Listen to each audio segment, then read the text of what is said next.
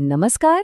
આજના ખાસ વિશ્લેષણમાં આપણે એક એવા વિષય પર વાત કરવાના છીએ જે ખરેખર અત્યંત રોમાંચક છે.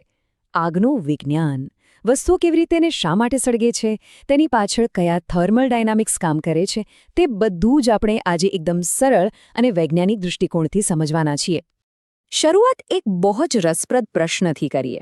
વિચારો, શું કોઈ પ્રવાહી સીધે-સીધું સળગી શકે ખરું? મોટા ભાગે એમ જ લાગે કે હા, સળગી જ જાય ને. પણ વિજ્ઞાન કંઈક અલગ જ કહે છે. આ જ કાઉન્ટર ઇન્ટ્યુટિવ પ્રશ્ન આપણા આજના આખા વિશ્લેષણનો મૂળ પાયો છે. તો ચાલો ફટાફટ જોઈ લઈએ કે આપણે કયા કયા પડાવો પર રોકાવાના છીએ.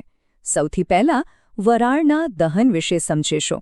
પછી ફ્લેશ પોઈન્ટ, ફાયર પોઈન્ટ અને ઓટો ઇગ્નિશનની વાત કરીશું.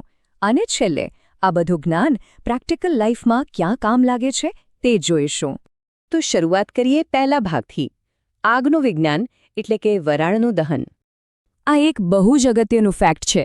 હકીકતમાં પ્રવાહી ક્યારેય જાતે સળગતું જ નથી. હા, સાચું સાંભળ્યું. માત્ર તેની વરાળ એટલે કે વેપર જ સળગે છે. આગ લાગવા માટે કોઈ પણ બળતણે પૂરતી માત્રામાં વરાળ તો બનાવવી જ પડે, જે હવામાં રહેલા ઓક્સિજન સાથે ભળીને એક જ્વલનશીલ મિશ્રણ તૈયાર કરી શકે. આ મિશ્રણ બને તો જ આગ લાગવાની કોઈ શક્યતા ઊભી થાય છે.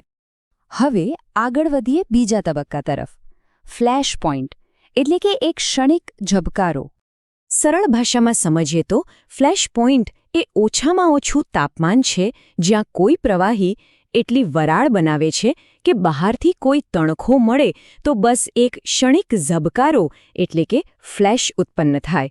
અહીં નોંધવા જેવી વાત એ છે કે આગ ટકતી નથી, માત્ર 1 સેકન્ડના અમુક ભાગ માટે જ દેખાય છે અને તરત ઓલવાઈ જાય છે. અને આ જ વાત સમજાવે છે કે પેટ્રોલ કેમ આટલું ખતરનાક છે. -43°C વિચારો, થીજવી દેતી ઠંડીમાં પણ પેટ્રોલ એવી વરાળ બનાવે છે જે આગ પકડી શકે. એટલે જ તો સામાન્ય તાપમાને પેટ્રોલની આસપાસ એક નાનો અમથો તણખો પણ બહુ મોટો બ્લાસ્ટ કરી શકે છે. આ ફ્લેશ પોઈન્ટને લેબમાં માપવાની મુખ્યત્વે 2 રીતો છે. ક્લોઝ્ડ કપ ટેસ્ટમાં પ્રવાહીને બંધ પાત્રમાં ગરમ કરાય છે, જેથી વરાળ બહાર જઈ શકતી નથી અને ફ્લેશ પોઈન્ટ નીચો મળે છે. જ્યારે ઓપન કપ ટેસ્ટમાં વરાળ હવામાં ભળી જાય છે, એટલે ફ્લેશ પોઈન્ટ થોડો ઊંચો આવે છે. પણ સુરક્ષાના નિયમો માટે હંમેશા ક્લોઝ્ડ કપ ટેસ્ટને જ સ્ટેન્ડર્ડ માનવામાં આવે છે, કારણ કે તે ખરાબમાં ખરાબ દુર્ઘટનાનો ચોક્કસ અંદાજ આપી શકે છે. આગળનો તબક્કો છે ફાયર પોઈન્ટ એટલે કે સતત સળગતી જ્યોત. જો પ્રવાહીને થોડી વધારે ગરમી મળે તો તે ફાયર પોઈન્ટ પર પહોંચે છે. આ એ તાપમાન છે જ્યાં વરાળ એટલી ઝડપથી બને છે કે તમે તણખો હટાવી લો તો પણ આગ ઓછામાં ઓછી 5 સેકન્ડ સુધી તો સતત સળગતી જ રહે છે. અહીં હીટ ફીડબેક કામ કરવાનું શરૂ કરી દે છે, એટલે કે લાગેલી આગની ગરમી જ પ્રવાહીને પાછી મળે છે અને વરાળ બનતી જ રહે છે.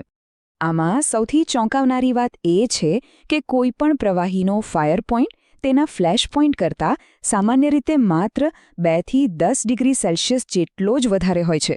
મતલબ કે ઝબકારો થાય અને ગરમી સહેજ પણ વધે તો બસ આગ કાયમી સ્વરૂપ પકડી જ લે છે. બહુ લાંબો સમય નથી લાગતો. અને હવે સૌથી છેલ્લો અને ખતરનાક તબક્કો, ઓટો ઇગ્નિશન એટલે કે જ્યોત વગર આપોઆપ દહન. આ એક એવું ભયંકર તાપમાન છે જ્યાં પહોંચ્યા પછી સળગવા માટે કોઈ તણખાની કે આગની જરૂર જ નથી પડતી.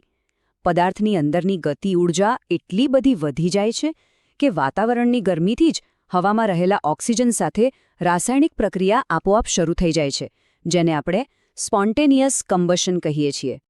આ વિશે એક જબરદસ્ત હકીકત કહું. કાગળ આશરે 233°C એટલે કે 451°F પર આપોઆપ સળગી ઉઠે છે. અને હા, આ જે ચોક્કસ તાપમાન છે જેના પરથી પ્રખ્યાત અંગ્રેજી નવલકથા ફેરનહીટ 451નું નામ પડ્યું છે. આના પરથી અંદાજ લગાવી શકાય કે ઓટો ઇગ્નિશન માટે ખરેખર કેટલી પ્રચંડ ગરમીની જરૂર પડે છે. તો ચાલો હવે જોઈએ કે આ બધું જ્ઞાન પ્રેક્ટિકલ લાઈફમાં કેવી રીતે કામ આવે છે. અહીં બળતણનો એક બહુ જ મોટો અને રસપ્રદ વિરોધાભાસ છે. પેટ્રોલનો ફ્લેશ પોઈન્ટ એકદમ નીચો છે, એટલે રૂમ ટેમ્પરેચર પર જલ્દી વરાળ બનીને તે આગ પકડી લે. પણ એનું ઓટો ઇગ્નિશન તાપમાન પાછું ઘણું ઊંચું છે. બીજી બાજુ ડીઝલનો ફ્લેશ પોઈન્ટ 52 ડિગ્રી સેલ્સિયસ છે, એટલે સામાન્ય રીતે તે સુરક્ષિત છે. પણ એનું ઓટો ઇગ્નિશન માત્ર 210 ડિગ્રી જેટલું નીચું છે.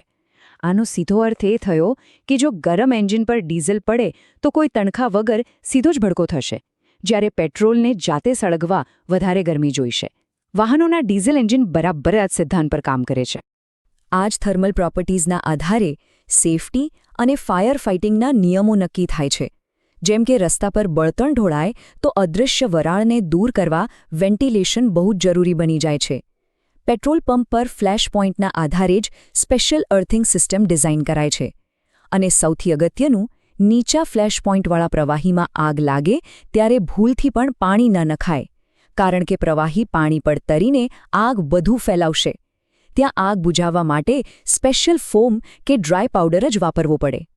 અલગ અલગ પદાર્થોની વાત કરીએ તો સિલાયન ગેસ એટલો જોખમી છે કે તેનું ઓટો ઇગ્નિશન -165 ડિગ્રી છે, એટલે કે હવામાં ખુલ્લો છોડતા જ તે રૂમ ટેમ્પરેચર પર ભયંકર બ્લાસ્ટ કરે. સફેદ ફોસ્ફરસ માત્ર 30થી 34 ડિગ્રીએ ઉનાળાની ગરમીમાં જ આપોઆપ સળગી જાય. પણ રાહતની વાત એ છે કે આપણા રસોડાનું તેલ 315 ડિગ્રીથી વધુ તાપમાને જ ઓટો ઇગ્નાઇટ થાય છે, એટલે જ કડાઈમાં આગ લાગવા માટે બહુ જ ભયંકર ગરમીની જરૂર પડે છે. તો આ આખી પ્રક્રિયાનો સારાંશ બસ આટલો જ છે. ફ્લેશ પોઈન્ટમાં સ્પાર્ક જોઈએ પણ આગ ક્ષણિક હોય.